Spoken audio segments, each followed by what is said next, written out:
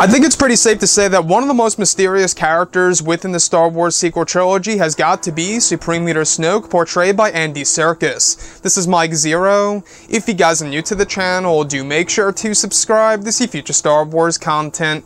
Now, one thing that a lot of people are very curious about is, of course, Snoke's backstory. We do know that Andy Serkis, Rian Johnson, and J.J. Abrams know the entire backstory of the character and are keeping it a major secret for a specific reason for the future.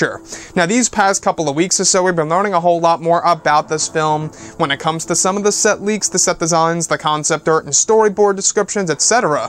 One of which has all to do with Supreme Leader Snoke's new appearance in Star Wars Episode 9. Specifically, a description of Supreme Leader Snoke in a purple cloak without his injuries. It's described that Snoke has white sleeves around his arms and a hood over his head, with thin strands of blonde hair showing just over his forehead.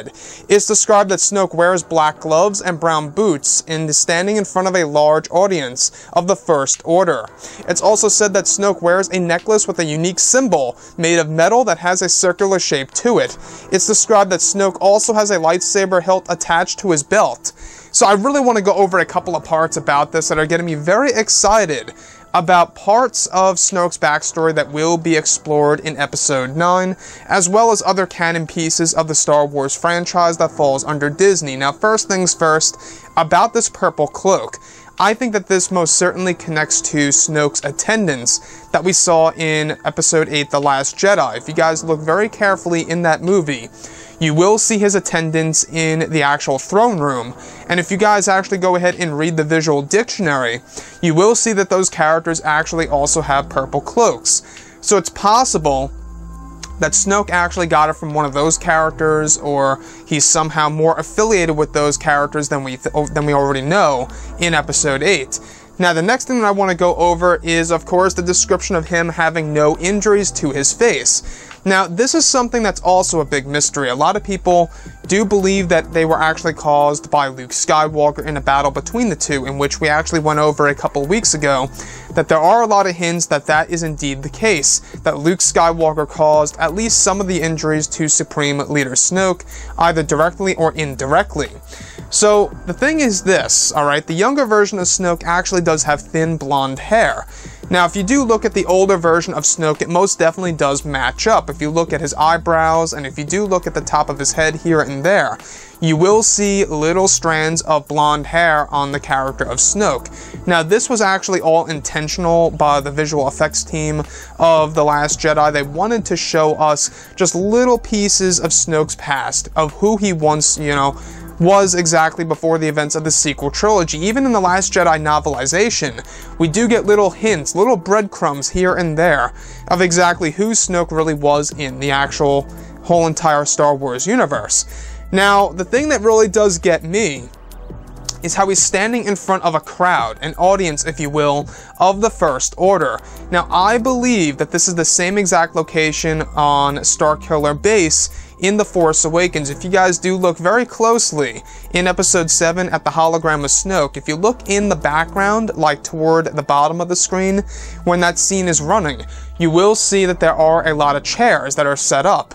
And that is most certainly the moment in time in which Snoke is actually presenting himself in front of the First Order. Now, this is obviously in the form of a flashback or something around those lines, or even a vision at that, showing us the earlier life of Supreme Leader Snoke and exactly how the First Order actually was created by Snoke himself and was a major actual, pretty much concern to the Resistance in the events of the Star Wars sequel trilogy. So the lightsaber, alright, the lightsaber being attached to Snoke's actual belt, this is where things get very interesting. A lot of people have been really curious on whether or not Snoke was once a Jedi or a Sith. Now, of course, there are hints here and there, some indicators that he was once a Jedi and or a Sith in, of course, the Star Wars universe, on and off, throughout some of the canon material that we have read and that we have actually seen in the movies.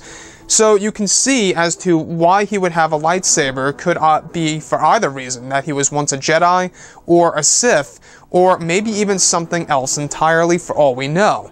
Now, the character of Snoke, J.J. Abrams created specifically to be more around the lines of a mysterious figure that would be more deeply explored in the sequel trilogy, either in Episode 8 or Episode 9. And now that JJ is back, he will in fact be telling us more stories about the character of Snoke, and I think that's really great and all. The fact that we're going to be learning more about the character, you know, little snippets here and there that'll let us know exactly who that character really is. Also, keep in mind the Age of Resistance comic is dropping just 1 month before the release of Episode 9 that is going to give us an overall idea of who Snoke really is as well. Anyways, guys, drop a comment below. Let me know what you think about all of this in the comments. And if you guys did enjoy the content for today, do make sure to drop a thumbs up on this video to support the channel. I thank you all so very much for the kind support, and I'll catch you guys next time.